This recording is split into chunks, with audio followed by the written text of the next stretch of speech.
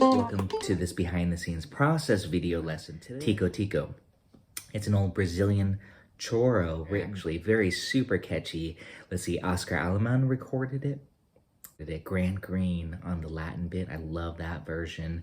And let's see, the Rhythm Future recorded it. Frank Vignola more recently recorded it. So it's become kind of a stock gypsy jazz song as well. Super catchy melody, super fun tune, fun to jam on. You in A minor. And this is taken from the Django Fakebook version of it. I'm just gonna basically go through some of the timing and fingerings with you. So let's give it a try. Tico Tico, let's get started.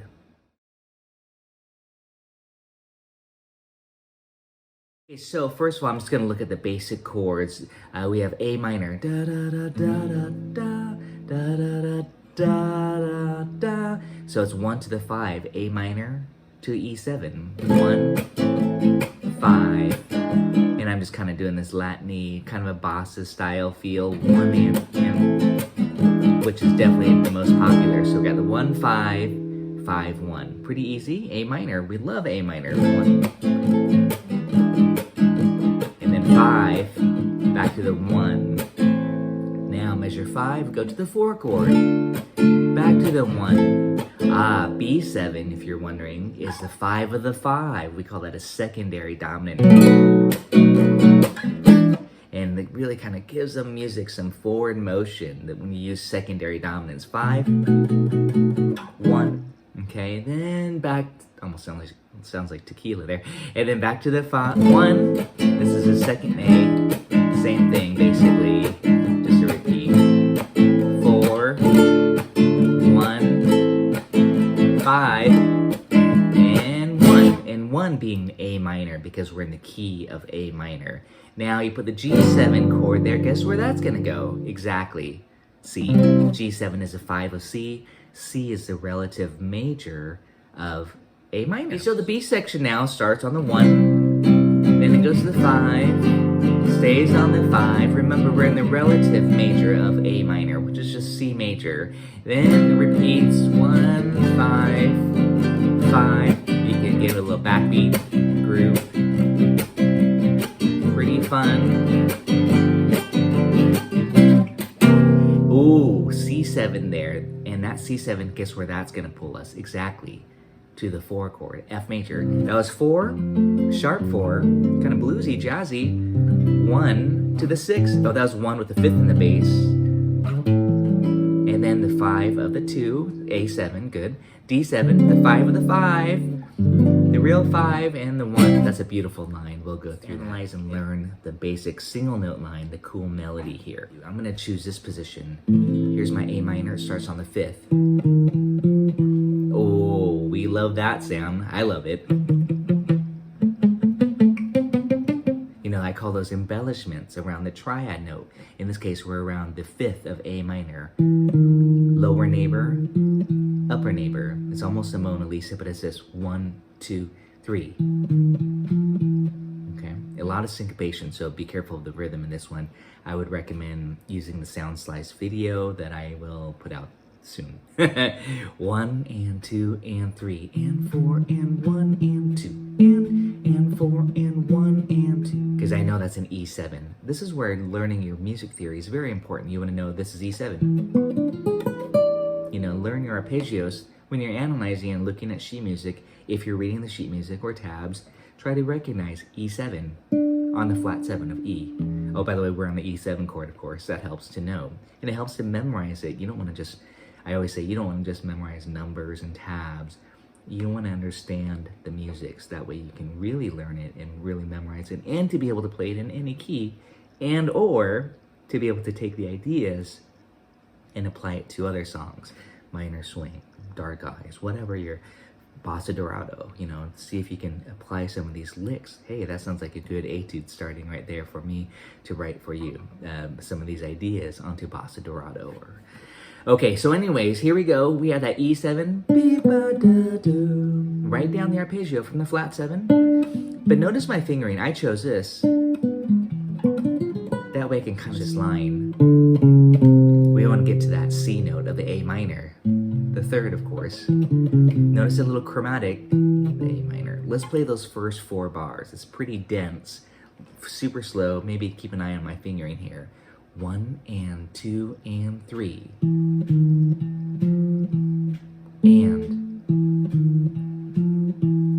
And get ready, arpeggio. Okay, I'll stop there. Notice that when I did that arpeggio, I did shift. I got my pinky here on position. So I do really recommend working out your fingerings, especially on something like this. You know, you want to kind of just work out your fingerings, know what you're going to do so you can go on automatic pilot when you have to play this at a burning tempo. Well, too, later, you know, you want to work it out in another octave. And this is the type of tune where you want to work it out, like really practice it. D minor, and then F major, A minor. So again, this is where, for soloing, if you can really navigate through these chord structures, D minor, F major, A minor. Do that everywhere. D minor, F major, A minor. And that's really good if you can navigate that, because when you're doing your single note, you can go D minor, F major, A minor. And you can really hit these little melodic ideas of the composer's movement by thinking these structures. I call it superimposing. We'll talk more about that in some improv ideas later. Back to the actual melody. D minor, F, A minor. Okay, and then, so now we're on that A minor chord, A minor triad. And then we have this nice turn figure, 3. And that was on the and of 3. 1, 2, 3. B here to the B here. About those octaves. And then go right up the arpeggio. And again, you can see in the sheet music, even though it's linear, if you stack it vertically, it's every other note. So you have an arpeggio, a broken chord, B7, the 5 of the 5. Okay, right up that B7 arpeggio. Yeah, not this, but just this. And then it goes to the C. That's a flat 9. That's what we want. That we want those. In secondary dominance, we often want flat 9 in a minor key. That suggests harmonic minor, by the way. And then now we're on that G sharp, which is the 3rd of the 5 chord. That was the 5 of the 5, B7 with the flat 9. To the G sharp, the 3rd, and then that's the first 8 bars. Can we do that in time? We'll find out in a second. Okay, so let's go ahead and try to get those 8 bars down, nice and slow. Watch those pickup notes, or the, you know, the and of 3, again, the motif there, and definitely watch your fingering, especially when you have to kick into those arpeggios. I'll go nice and slow. Maybe again, just watch my fingerings, and then we'll work on it more later. 1 and 2 and 3. 1 and 1 and 2 and arpeggio. See the shift. 1, 2, 3.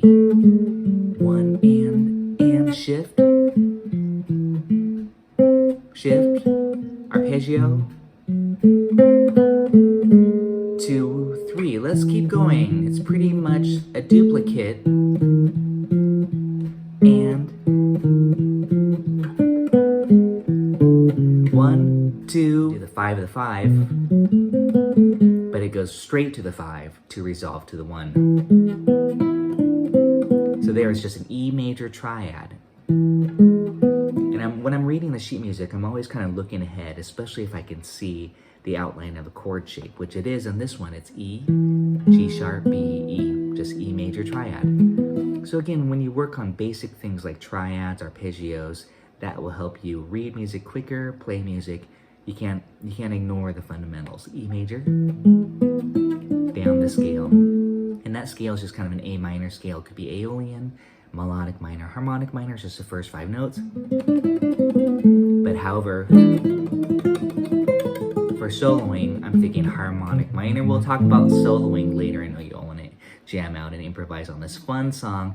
I hope you enjoyed this little mini lesson.